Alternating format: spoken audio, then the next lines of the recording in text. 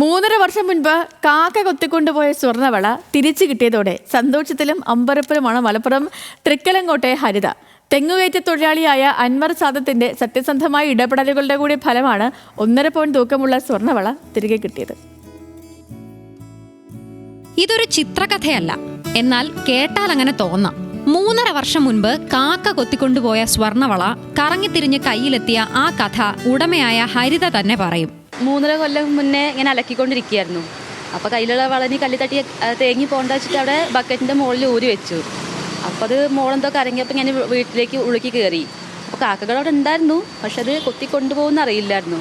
പക്ഷെ ഒരു കാക്ക വന്നിട്ട് അതിങ്ങനെ നോക്കി കൊത്തിയെടുത്ത് കൊണ്ടുപോയി. അത് ഞാൻ കണ്ടു. പിന്നാലെ ഓടുകയൊക്കെ ചെയ്തു, പക്ഷെ കിട്ടിയില്ല. കാക്ക അത് കൊണ്ടുപോയി. മാങ്ങ പറിക്കാൻ കൊമ്പ് കുലുക്കിയപ്പോഴാണ് തെങ്ങുകയറ്റ തൊഴിലാളിയായ അൻവർ സാദത്തിന് സ്വർണ്ണവള കിട്ടിയത്. വളയുടെ ഉടമയെ കണ്ടെത്താൻ അൻവർ തുടർന്ന് നടത്തിയ പരിശ്രമങ്ങൾക്ക് പൊന്നിനേക്കാൾ മൂല്യമുണ്ട്. കാക്കക്കൂട്ടിലെ സ്വർണം കയ്യിലെത്തിയത് എങ്ങനെയെന്ന് ചോദിച്ചറിയാൻ അന്വേഷിച്ചു പോയപ്പോഴും അൻവർ തെങ്ങിന് മുകളിലായിരുന്നു. അതൊരു യാദൃശിക മാങ്ങ പറിച്ചപ്പോൾ കിട്ടിയത്, ചൂട്ടുന്ന് കിട്ടിയതാണ്. അതിൽ കാക്കക്കൂട് കുലുക്കിയപ്പോൾ ചാടിയുണ്ടാവും എന്നുള്ളതാണ് ഞാൻ മനസ്സിലാക്കുന്നത്. കിട്ടിയപ്പോൾ വിഷമിച്ചുണ്ടാക്കിയ ഒരാളെ കണ്ടുപിടിക്കണം എന്നതിൻ്റെ മനസ്സിലാക്കിയതിൻ്റെ പേരിൽ അതൊരു നന്മയാണല്ലോ. അത് ശരി, ഞമ്മക്കല്ലാത്ത നമ്മൾ എടുക്കാൻ പാടില്ല.